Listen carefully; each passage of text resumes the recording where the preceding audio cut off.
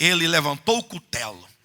E ele foi descendo, que ele ouviu a voz de Deus dizendo: não faças isso. E essa semana eu ouvi o Jô Soares, pela 30ª vez, zombando da Escritura e zombando de Deus, neste exato momento, falando de Abraão. Outra vez ele falou de Abraão, outra vez. E ele só fala com um povo que não tem juízo. Porque eu poderia nem não explicar tudo isso que eu expliquei para os irmãos aqui, mas pelo menos uma coisa eu falaria para ele. Eu falei: me admiro muito do senhor, Jô Soares, você é um homem tão inteligente, tão culto, branco, educado, falar uma bobagem dessa, porque quem fala como você fala, fala como uma mula. Poderia não ter a chance de explicar, mas ia ficar a palavra lá. Fala como uma mula que não tem entendimento. Porque você deveria saber muito bem que Deus, primeiramente, nunca quis que Abraão sacrificasse filho algum. Nunca quis. E você me pergunta: por que ele mandou então? Olha, ele não mandou por causa de si mesmo. Ele mandou por causa do outro. É Abraão que está no eixo histórico. É Abraão que a cada passo em direção ao Monte Moriá, ele tem que pensar, tem que refletir, tem que decidir. Então Deus já sabia do início o final. E Deus simplesmente quis levar Abraão a uma experiência de salvação, porque Abraão é um tipo de salvação orgânica.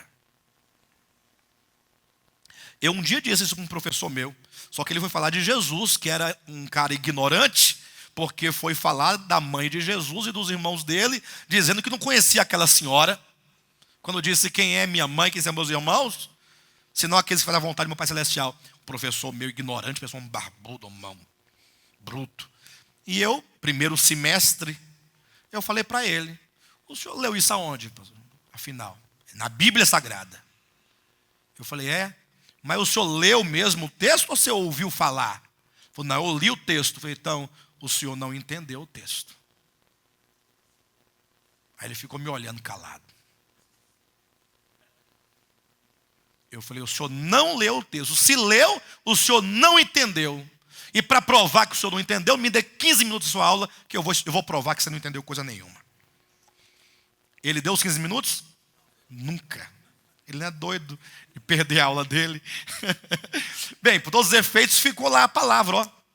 Aí quando deu na primeira prova dele, que eu falei assim: é hoje que ele vai agora descontar, agora ele vai me pegar aqui.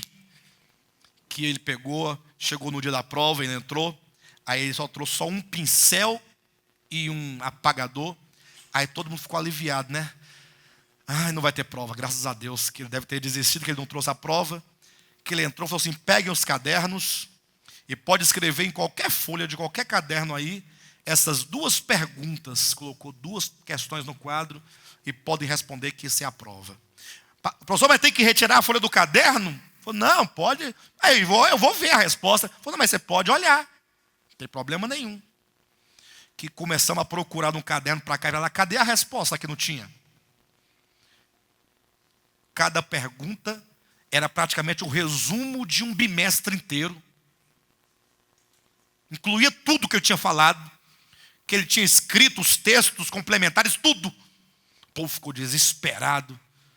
E eu falei: calma, que eu vou me lembrar de cada palavra. Aí fui escrevendo. Entreguei para ele. O único que tirou 10 fui eu.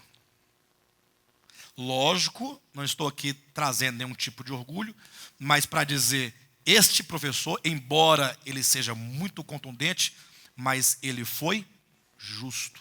Outra pessoa faria o quê? Iria encontrar 1000 erros no meu texto para descontar aquele dia que eu desafiei ele. Não tem esse negócio? O ser humano não tem isso? Mas incrível que pareça, acabou o curso todo. E ele se tornou um amigo meu. Não amigo íntimo, mas uma pessoa que a gente conversava, batia papo de muitos assuntos. E nunca houve nenhum tipo de mágoa, nem de um lado nem de outro. Mas houve muita guerra. Guerra constante. Mas guerra só no âmbito do entendimento. E não no âmbito pessoal, porque ele nunca fez nada contra mim, nem eu contra ele. Perfeito? Bem, mas voltando ao ponto. Então, essa travessia de Abraão fala, portanto, da salvação orgânica por fé. A travessia da salvação. Eu creio nisto. Não há salvação plena sem travessia. Sem novo nascimento do homem integral, espírito, alma e corpo. Sem a nossa conformação ao homem por excelência, ao homem maior, ao homem supremo, que é Jesus Cristo. Perfeito?